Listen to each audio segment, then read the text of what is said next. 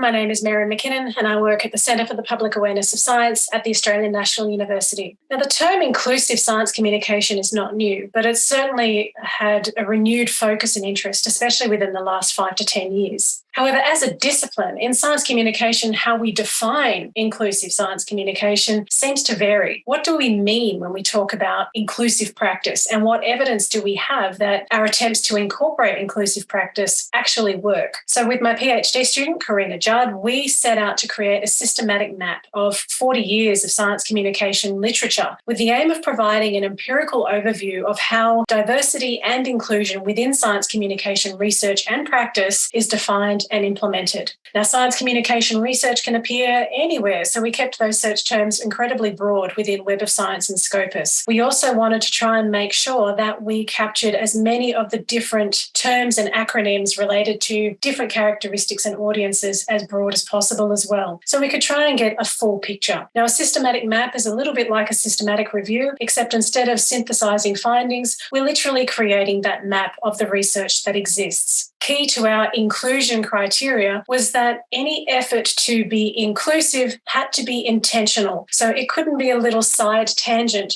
The focus of the research had to be on people honestly trying to improve their inclusive practice or to become more inclusive in some way. Our initial search results yielded a whopping 5,500 journal articles. We've sifted through all of those and eventually came up with a subset of 213 articles to give us an idea of what science communicators are talking about when they're talking about inclusive science communication. And Karina can take you through those now.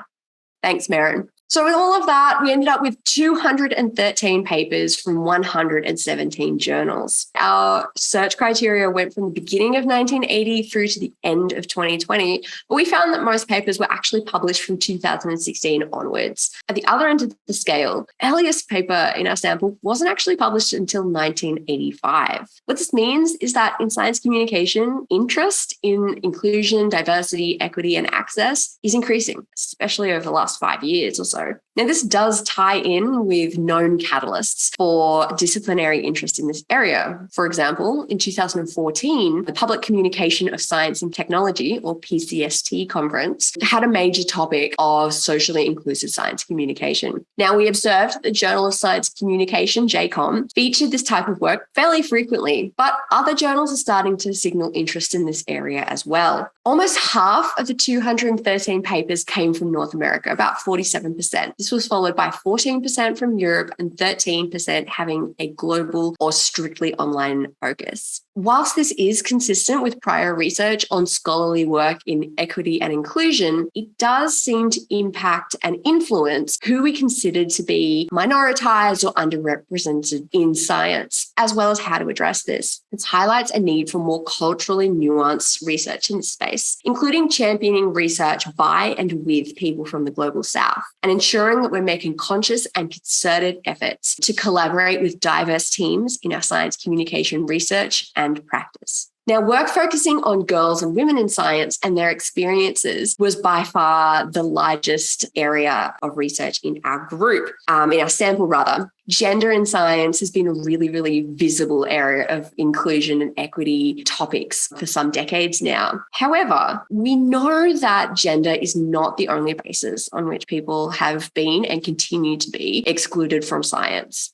This means that focusing only on gender going forward is just not enough. We therefore advocate for an intersectional approach, which is beginning to happen in the literature. This involves including multiple interacting factors of exclusion and minoritization in research and practice, as well as considering privilege and power structures. Now, there was a lot of work out there with really good intentions. I do want to emphasize that. But of the 117 journals represented, 89 of them in the space of 40 years only published a single paper on inclusive science communication. This means that we really found the work was super disconnected. There were many folks out there unintentionally or not realizing that they were repeating studies. They were reinventing the wheel, so to speak. And a lot were missing a theoretical grounding from science communication. Now, even within science communication, we really found a huge gap. There was scope specifically for literature that investigates and provides evidence for what works, as opposed to describing an initiative based on a hunch of what would be helpful.